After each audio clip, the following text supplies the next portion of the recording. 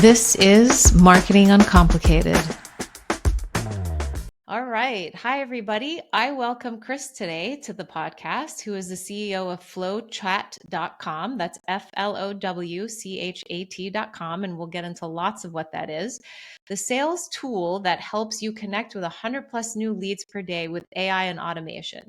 I'm excited to talk about this, specifically also as it relates to AI. So welcome to the conversation, Chris. Yes, thanks for having me.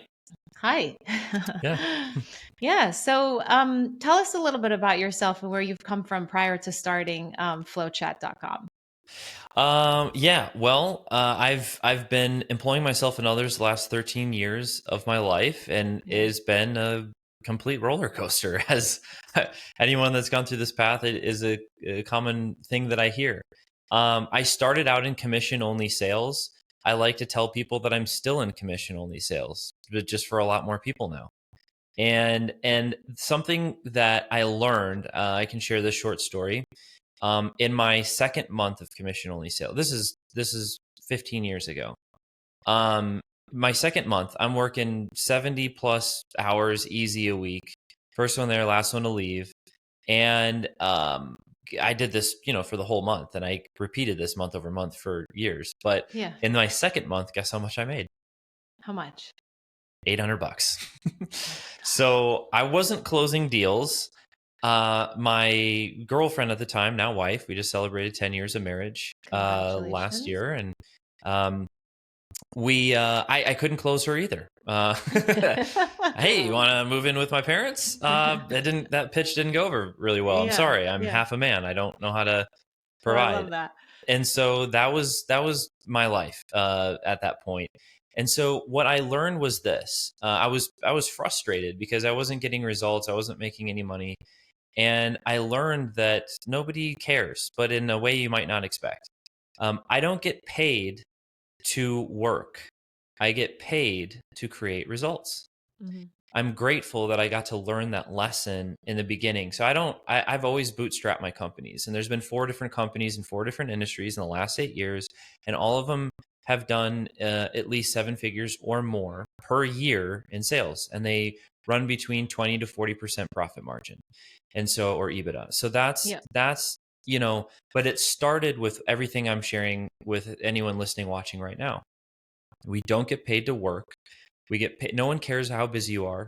No one cares about how many nights you haven't slept or what you've sacrificed. Nobody cares. Yeah. And they care about what result they get. So I started thinking about that. I was like, well, how do I create results for other people?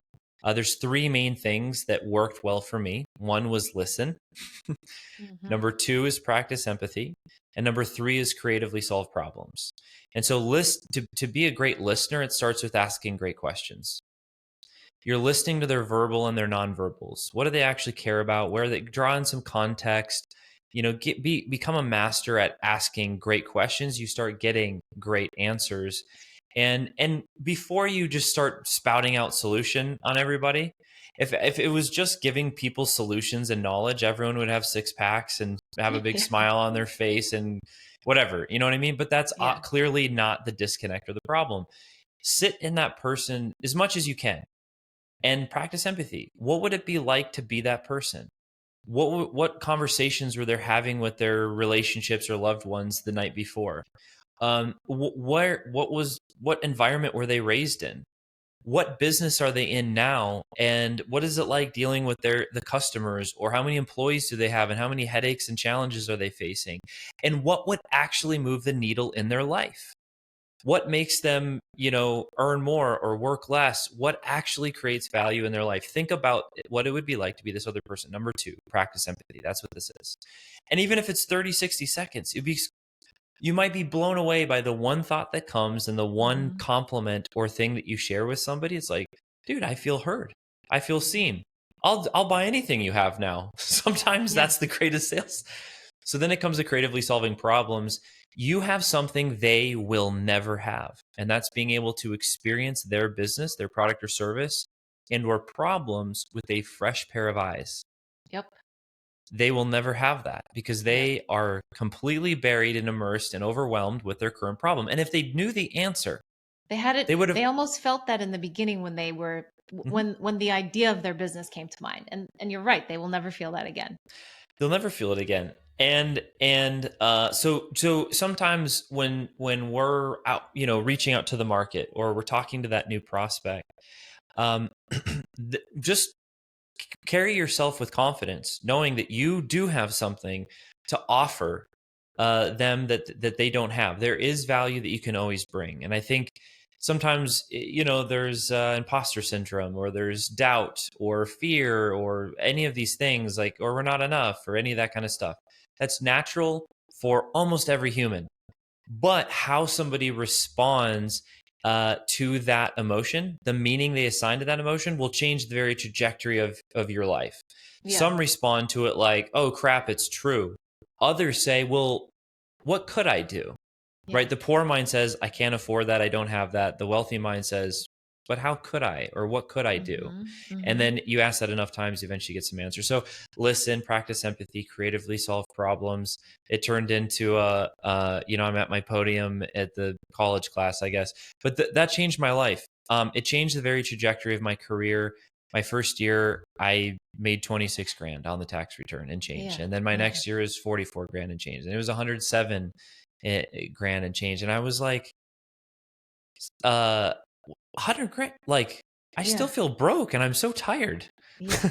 Yeah. And then I was like, if I just pick a number, like, why did I pick 100 grand? Like, I should have just picked 250 grand. So I did. And Yeah. then I did that. And then, Yeah. the thought continues to grow. So anyway, there's some Yeah. initial story.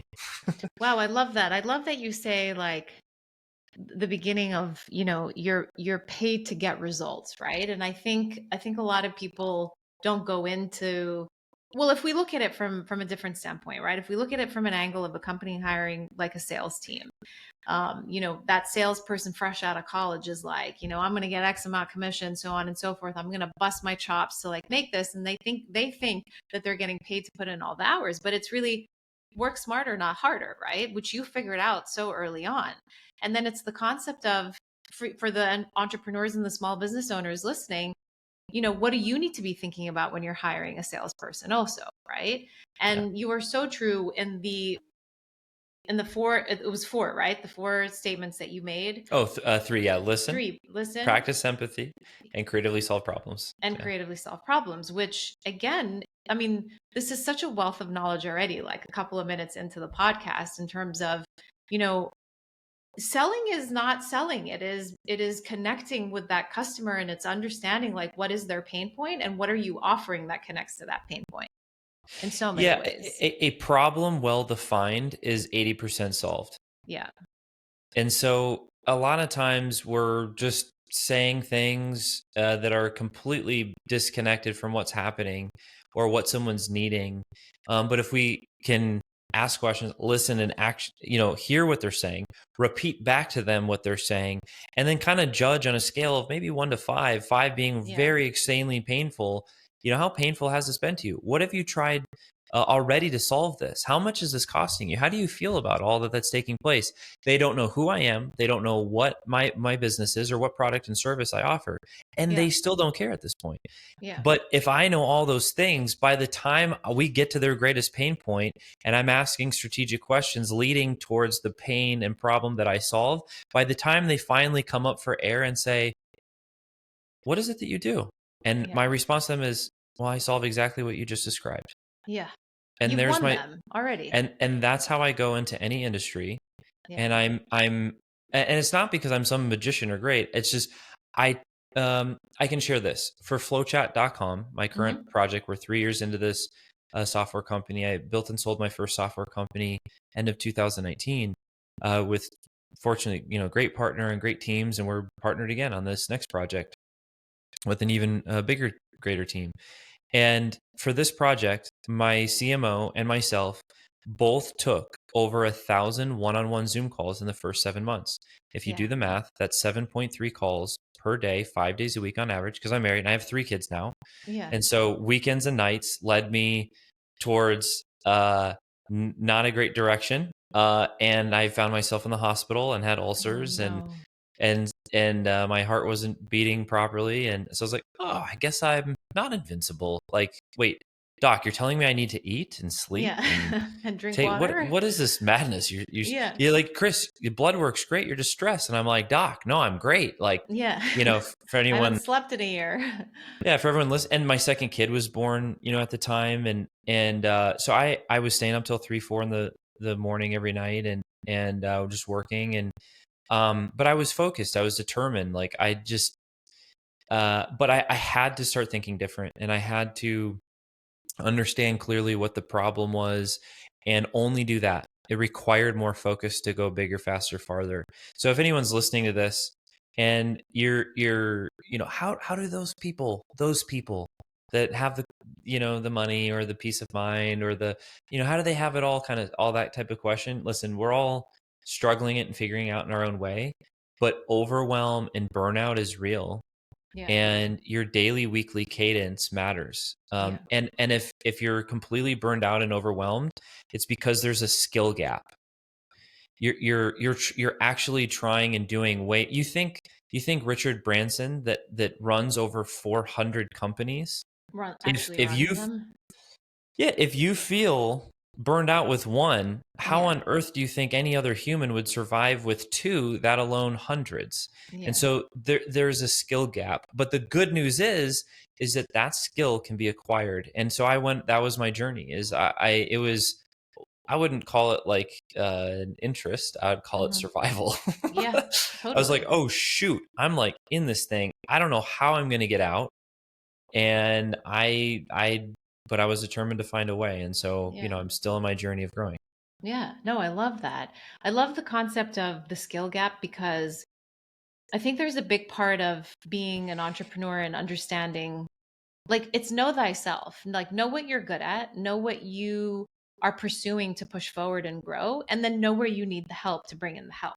Because a lot of the times I think when startups and entrepreneurs hire folks to support their growth, they're kind of too much in the weeds. But it's like, you've raised X amount of capital or you're spending X amount to bring somebody in that's gonna, be that extra helping hand. Don't silo it and cut it off because you think you can do a better job, to your point, when you have that skill gap, and give that opportunity to that person to help you build that trajectory and that growth. So it's crucial.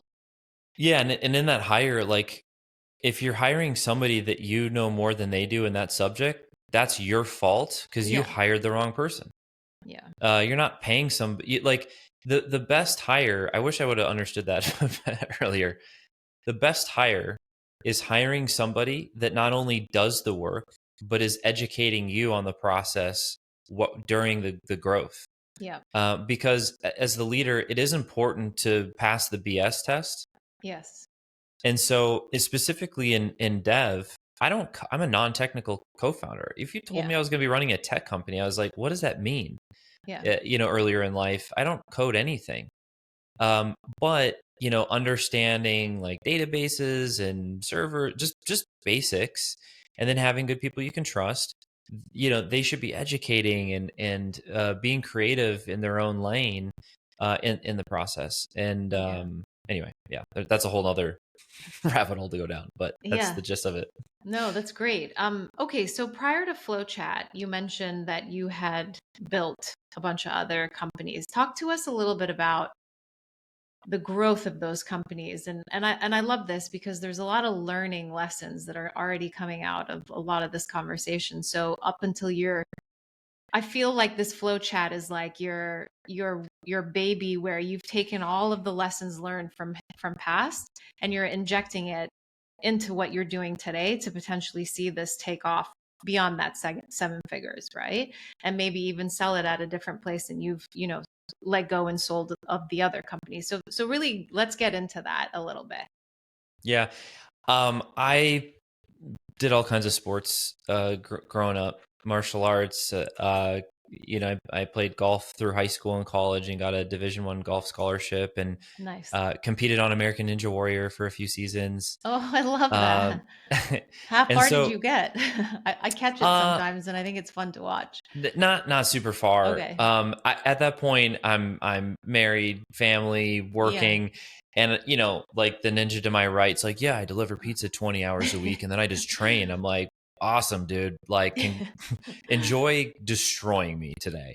Yeah. But it was a great experience being on set and going on all the obstacles. And I did climb Mount Midoriyama, the 75-foot rope, Amazing. way slower than the pro. They do it Yeah. under 30 seconds Yeah. after they've been doing obstacles. It took me like 5 minutes, and I felt like I ran 100 miles when I got to the I'm top. sure.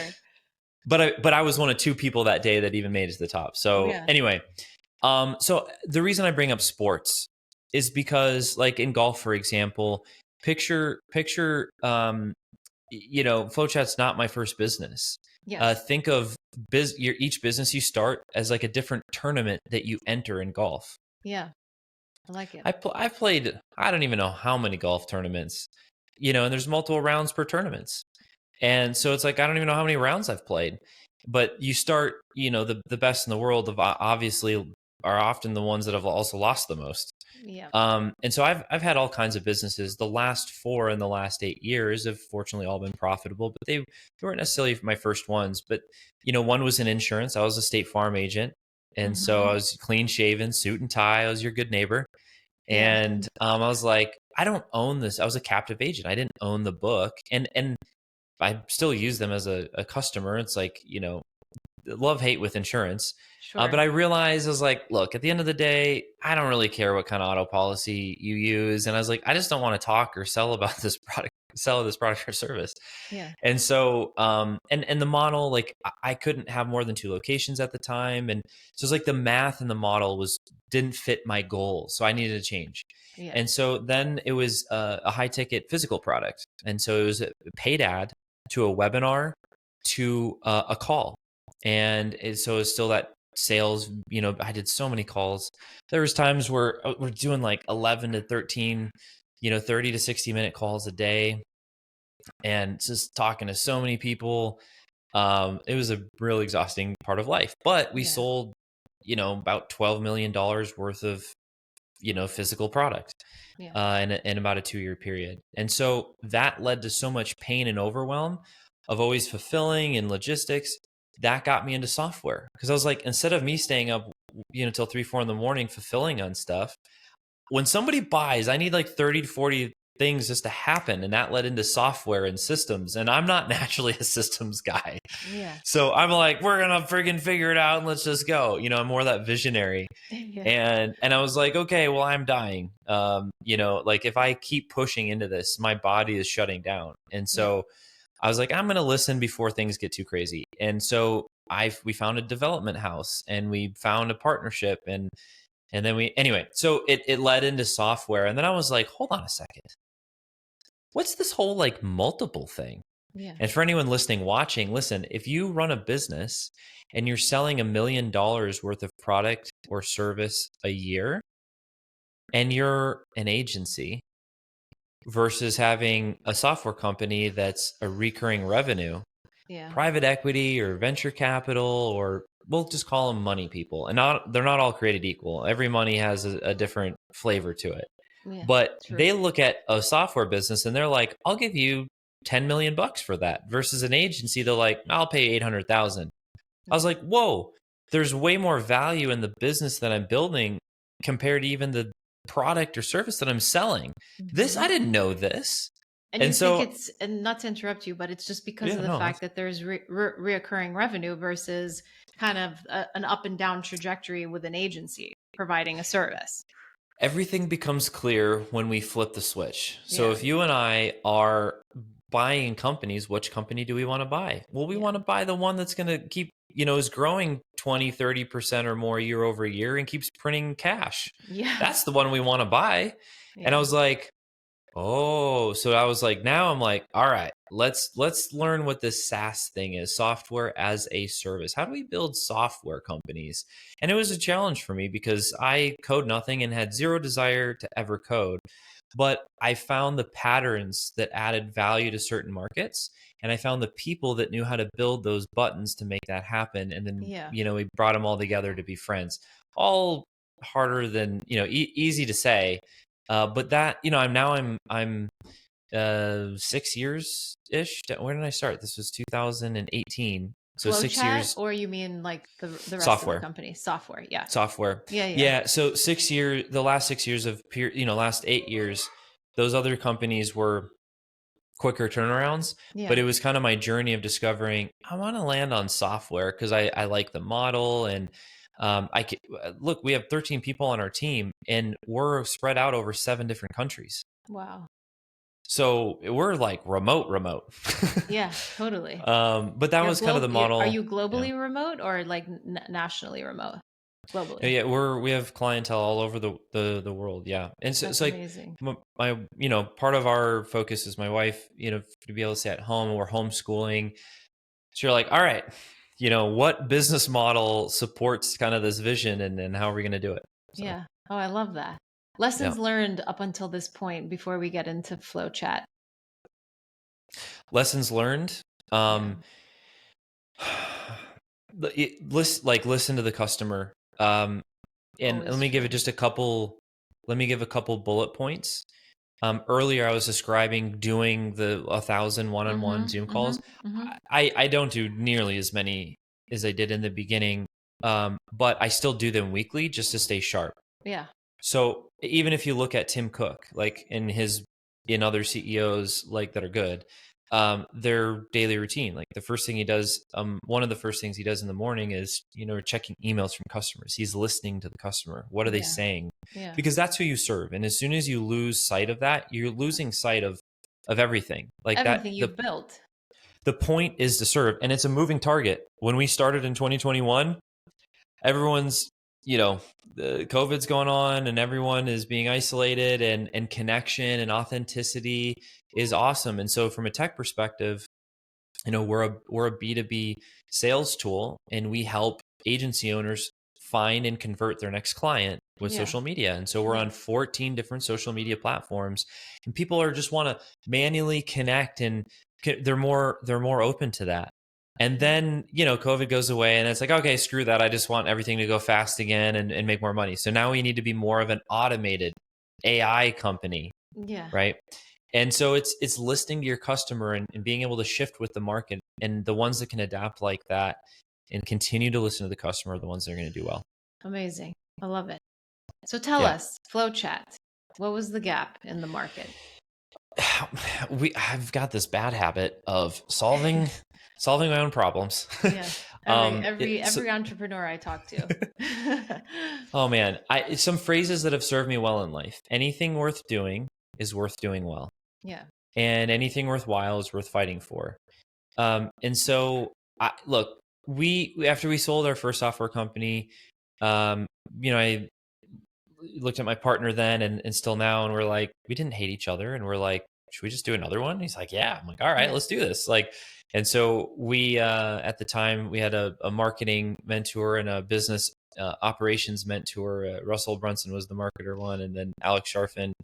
Really appreciate those guys. Yeah. So if they ever hear this, and they're like, you guys are, you've got the most hours in sales. So we put together our sales SOPs that have helped us build and bootstrap these companies.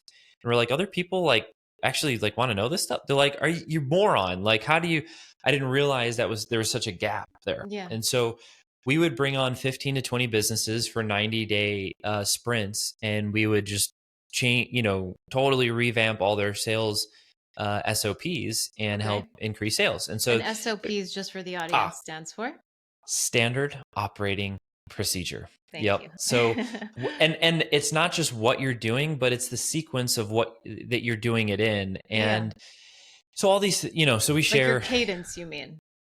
The sequence yeah, of the yeah, cadence? Okay. Yeah, like how you follow up with somebody. What do you say? When do you do it? Is one micro example. So it was really fun because we got to hey, okay, here's what we're going to change. Here's the KPI we're tracking. Here's the time frame of which is going to change. We have companies that are maybe doing 400,000 a month in sales, and it's like, whoa, we just did 630,000, and it took about 3.5 months to ramp up to that, but they're ecstatic, and so it was fun. And then we didn't have to do the work, it's consulting. But after a while, I'm like, but there's more we could do here, but I don't you're not going to pay. It doesn't make sense for you to pay me enough for me to actually want to do it. Yeah. And so we we're like, how do we acquire more clients? This is the problem that we Yeah. face in the genesis of FlowChat. Yeah. So as we're serving these clients, we're like, paid ads, challenges, summits, webinars, like we've done all those things and they can Yeah. all work. But we're like, what if we just like message people and like connect with people? And like, here's a Yeah. Google Doc. Here's what we're doing. Like, there's no landing page and like, there's no hooks. It's just like, here's who we are. Here's what we solve. Here's a one pager on a Google Doc. What do you think? Yeah. And like, that's all it was. And so we wrote, like 100 grand in like 30, 40 days. Yeah. We're like, whoa, our CAC, our cost to acquire, was almost nothing. Yeah. And the LTV and the value of the customer that we're finding is very, very good. Yeah. But this is very manual and we hate doing it. Yeah. So how do we automate it? So we're on social all day, Yeah. it's like 6 to 8 hours. And you can get by with 2 to 3 hours and still do decent. But so we got VAs and spreadsheets and more Google Docs, and there's a lot of errors. And then we started looking for tech and we didn't find it. There's a lot of tech out there, but they solve like one-off automations. I was like, I need the whole thing. And I don't want to go buy a different one for every single social media platform, because then I have to build more SOPs, train more people, because I don't like social media. Yeah. So I like FlowChat was built so that I don't have to do that. And all the KPIs are automatically tracked. So this is what led to all this journey. And man, it's such a heavy lift to build a company from bootstrapping it and doing it from scratch. Yeah. But we've used FlowChat to grow FlowChat, and sure enough, like we did like 36,000 in sales our first month, just selling the license, the software license, not any service. And then our first full year, we did 1.4 million in sales, and we've just continued to use FlowChat to grow FlowChat year over year. And you put your own product to the test. Yeah. And this is so important for people to hear. Think about your sales process. This is a huge tip for any business that we cover often. It's this. Think about the integrity of your sales process. Here's an example. If I have this organic sales tool with social media and we get on a demo and it's like, oh, we do paid ads, but you should do this organic strategy. It works really, really great.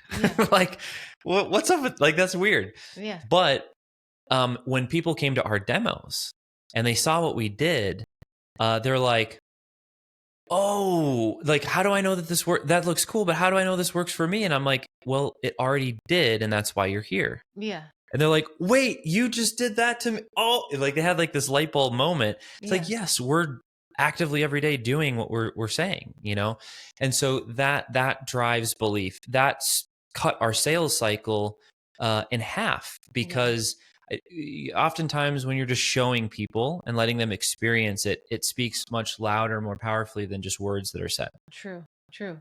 Fantastic. That's amazing. I just love the concept that you guys use FlowChat to grow FlowChat. That's phenomenal. So here, let me share some like, let's get more tactical for a second. So anyone listening, watching, let me share some just things you could do manually right now, right here. Like before, in the next 5 minutes after you listen to this, you could like take this and go make more money. Here's a really big one. Facebook groups, because I hate Facebook and I don't like groups, and they're all, I don't know, all the emotions are there, but the numbers are it's still one of our biggest drivers for revenue. Yeah. Listen, this is what we do. You go to find a Facebook group where number one, all of your ideal customers are congregating. So that's filter number one. Now, maybe it has like 5,000 or 10,000 members within that Facebook group. Okay. You don't even want to DM or like talk to that many people anyway. What we want is to find the top 1 to 5% that are the most ready to benefit from our product or service. Yeah. So the second filter is when you click the members tab in the Facebook group, scroll down to where you see members with things in common. Okay. And the reason you go there while is because you're on your business Facebook. So we use Facebook profile. We don't even use Facebook page. But the commonality is what? What is it picking up on is what I want to highlight. Great question. Yeah. Primarily mutual friends, mutual contacts. Okay. And the reason this works so well is this.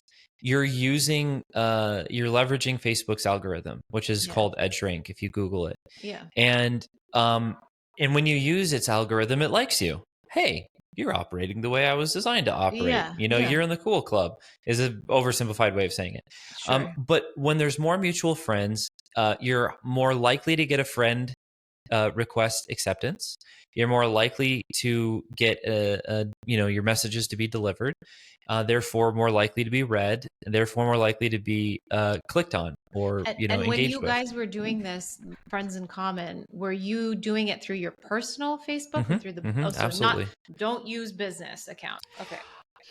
We still to this day still use our profile. Okay. And look, wait, isn't Facebook changing how many messages you can send? And isn't there a limit? Absolutely, there's a limit. Yeah. Absolutely, you should abide by it. We're not out spamming hundreds of people. It's a terrible idea, and you can't even do it if you tried. Yeah. Um, what we consistently do is per profile, per platform, and we're on 14 different platforms, is reach out to 10, 20, sometimes 30 new contacts per day consistently. And Hmm. we just don't miss a day. Yeah. And then you start getting in organic. Most people don't realize that organic all builds on itself. Sure. And this isn't slow. This is fast because we're talking about direct messaging.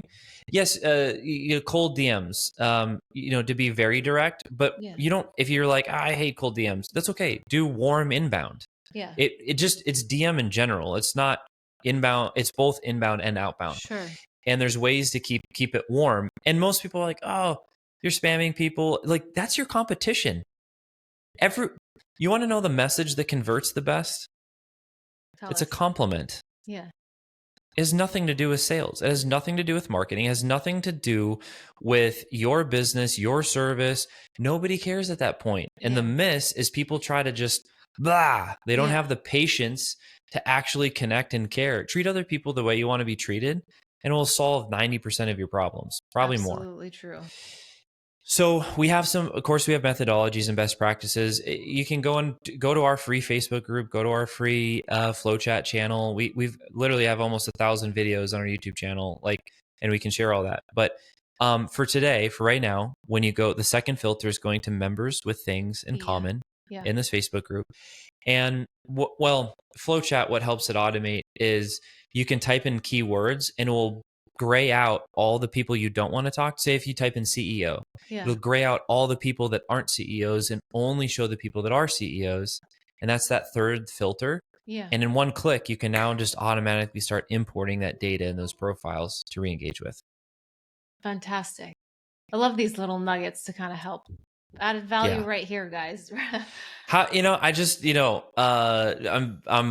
want to give. Listen, Yeah. I'm as you guys know at this point, I'm a husband, I'm a father. I wouldn't be here as an entrepreneur playing this game of business if it wasn't for people like yourself Yeah. that are creating space and conversations for other entrepreneurs and founders to realize that they're not alone. Yes. Entrepreneurship is very lonely, but it doesn't have to be. And so when someone like you creates the space, like there's plenty of times where I'm like, there's no way I make it through this. Yeah. There's no way my business. There's times where I've had businesses shut down. It was before my first son was born. I go home to my 6-month pregnant wife and say, my insurance agency in the beginning got shut down. Yeah. And we did over $1 million in premium that year. Weren't paying ourselves, and I was just rebuilding things. And I was like, I don't know what we're gonna do. And we still had a lease payment for 2 years, so we took on over $30,000 in debt. Yeah. Yeah. That sucked. Yeah, it does. In the beginning, it does, but it's perseverance, right? It's keep going. and a lot of grace. And a lot of grace. Easier said than done, honestly, because I think for a majority of like the first year or maybe even beyond that, sometimes you're on your knees and you're like, why am I doing this? There's those moments. For me, when I face those moments, I'm not a founder by title. I'm a founder by blood. Like when that happened to me, I didn't even think about getting another job. I just started my next business. And I'm not saying that is the path for everybody. Yeah. I wouldn't even recommend it. It's very risky. It's very painful. It's not every relationship can bear that. I'm blessed with a amazing, woman and wife that has stood with me through the time, through the ups and downs. And like I'm called to go this direction. I'm Yeah. called to serve the marketplace.